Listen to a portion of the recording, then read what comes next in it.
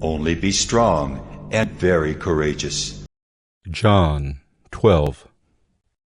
6 days before the Passover, Jesus therefore came to Bethany, where Lazarus was, whom Jesus had raised from the dead. So they gave a dinner for him there. Martha served, and Lazarus was one of those reclining with him at table. Mary therefore took a pound of expensive ointment made from pure nard, and anointed the feet of Jesus, and wiped his feet with her hair. The house was filled with the fragrance of the perfume. But Judas Iscariot, one of his disciples, he who was about to betray him, said, "Why was this ointment not sold for 300 denarii and given to the poor?" He said this not because he cared about the poor, but because he was a thief, and having charge of the money bag, he used to help himself to what was put into it. Jesus said, "Leave her alone, so that she may keep it for the day of my burial. For the poor you always have with you, but you do not always have me." When the large crowd of the Jews learned that Jesus was there, they came not only on account of him, but also to see Lazarus, whom he had raised from the dead. So the chief priests made plans to put Lazarus to death as well, because on account of him many of the Jews were going away and believing in Jesus. The next day the large crowd that had come to the feast heard that Jesus was coming to Jerusalem. So they took branches of palm trees and went out to meet him, crying out, "Hosanna! Blessed is he who comes in the name of the Lord, even the King of Israel!" And Jesus found a young donkey and sat on it, just as it is written, "Fear not, daughter of Zion. Behold, your king is coming, sitting on a donkey's colt." His disciples did not understand these things at first, but when Jesus was glorified, then they remembered that these things had been written about him and had been done to him. The crowd that had been with him when he called Lazarus out of the tomb and raised him from the dead continued to bear witness.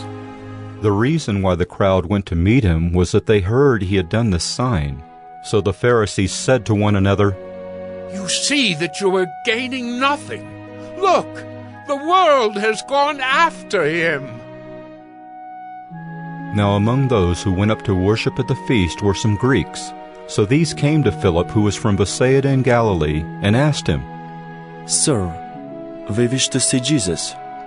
Philip went and told Andrew. Andrew and Philip went and told Jesus. And Jesus answered them, "The hour is come for the Son of Man to be glorified. Truly, truly I say to you, unless a grain of wheat falls into the earth and dies, it remains alone. But if it dies, it bears much fruit. Whoever loves his life loses it, and whoever hates his life in this world will keep it for eternal life. If anyone serves me, he must follow me, and where I am, there will my servant be also. If anyone serves me, the Father will honor him. Now is my soul troubled, and what shall I say? Father, save me from this hour?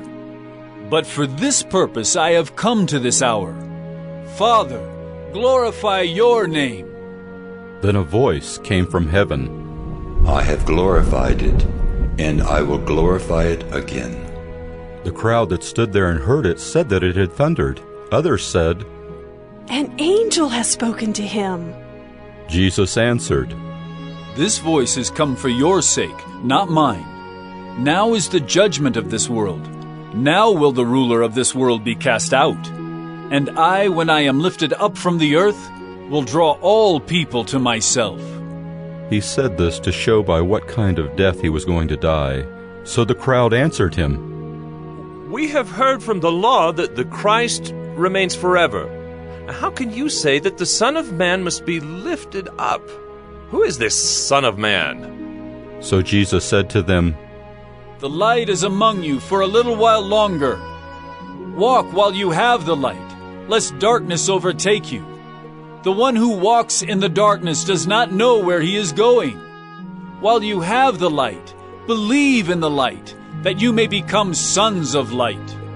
When Jesus had said these things, he departed and hid himself from them.